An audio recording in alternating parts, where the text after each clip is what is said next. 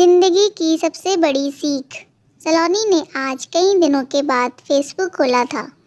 Exam के कारण उसने अपने स्मार्टफोन से दूरी बना ली थी। फेसबुक ओपन हुआ तो उसने देखा कि 35-40 फ्रेंड रिक्वेस्ट पेंडिंग पड़ी थी। उसने एक सरसरी निगाह से सबको देखना शुरू कर दिया। तभी उसकी नज़र एक लड़के की रिक्वेस्ट पर ठहर गई। उसका नाम राज शर्मा था। भला का स्मार्ट और हैंडसम दिख रहा था अपनी डीपी में। सलोनी ने जिज्ञासावश उसके बारे में पता करने के लिए उसकी प्रोफाइल खोलकर देखी तो वहाँ पर उसने एक से बढ़कर एक रोमांटिक शेरो शायरी और कविताएं पोस्ट की हुई थीं। उन्हें पढ़कर वो इम्प्रेस हुए बिना नहीं रह पाई और फिर उसने राज की रिक्वेस्ट एक्सेप्ट कर ली। अभी उसे राज की रिक्वेस्ट एक्सेप्ट किए हुए कुछ ही देर हुई होगी कि उसके मैसेंजर का नोटिफिकेशन के साथ बज उठा। उसने चेक करा तो वो राज का मैसेज था। उसने उसे खोलकर देखा तो उसमें राज ने लिखा था, थैंक यू वेरी मच। वो समझ गई थी कि वो क्यों थैंक्स कर रहा है। फिर भी उससे मज़े लेने के लिए उसने रिप्लाई करा, थैंक्स किस लिए। उधर से तुरंत जवाब आया, मेरी रिक्वेस्ट एक्सेप्ट करने के लिए।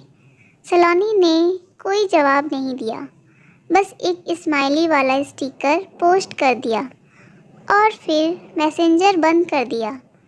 वो नहीं चाहती थी कि एक ही दिन में किसी अनजान से ज़्यादा खुल जाए और फिर वो घर के कामों में व्यस्त हो गई। अगले दिन उसने अपना फेसबुक खोला तो उसे राज के मैसेज नज़र आए। राज ने उसे कई रोमांटिक कविताएं भेज रखी थी। उन्हें पढ़कर उसे बड़ा अच्छा लगा। उसने जवाब में फिर से स्माइली वाला स्टिकर सेंड कर दिया। थोड़ी देर में ही राज का रिप्लाई आ गया। वो उससे उसकी हॉबीज़ के बारे में पूछ रहा था। सलोनी ने राज को अपना संक्षिप्त परिचय दे दिया। उसका परिचय जानने के बाद राज ने भी उसे अपने बारे में बताया कि वो MBA कर रहा है और जल्दी ही उसकी जॉब लग जाएगी। और फिर इस तरह से दोनों के बीच चैटिंग का सिलसिला चल निकला।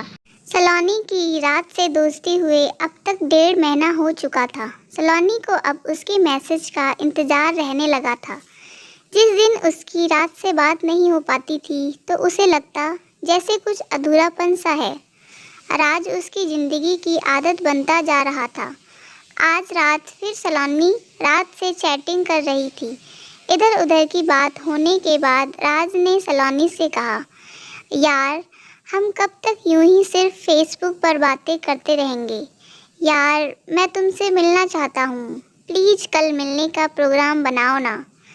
सलोनी खुद भी उससे मिलना चाहती थी और इस तरह से उसने उसके दिल की ही बात कह दी थी।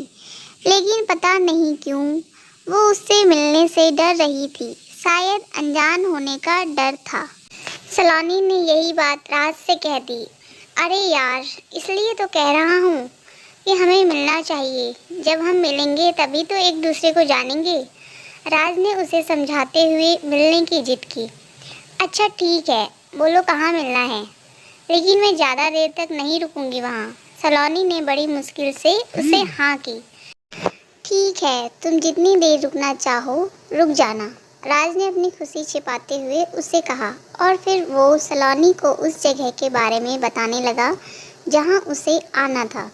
अगले दिन शाम को 6 बजे शहर के कोने में एक सुनसान जगह पर एक पार्क, जहाँ पर सिर्फ प्रेमी जोड़े ही जाना पसंद करते थे, शायद एकांत के कारण राज ने सलोनी को वहीं पर बुलाया था। थोड़ी देर बाद ही सलोनी वहां पहुंच गई।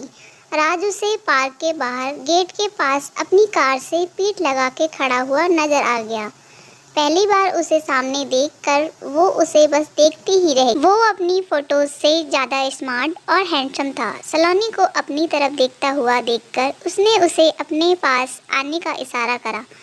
उसके इशारे को समझकर वो उसके पास आ गई और मुस्कुराकर बोली, हाँ अब बोलो, मुझे यहाँ किस लिए बुलाया है। अरे यार, क्या सारी बात यहीं सड़क पर खड़े खड़े करोगी? आओ कार में बैठकर बात करते हैं।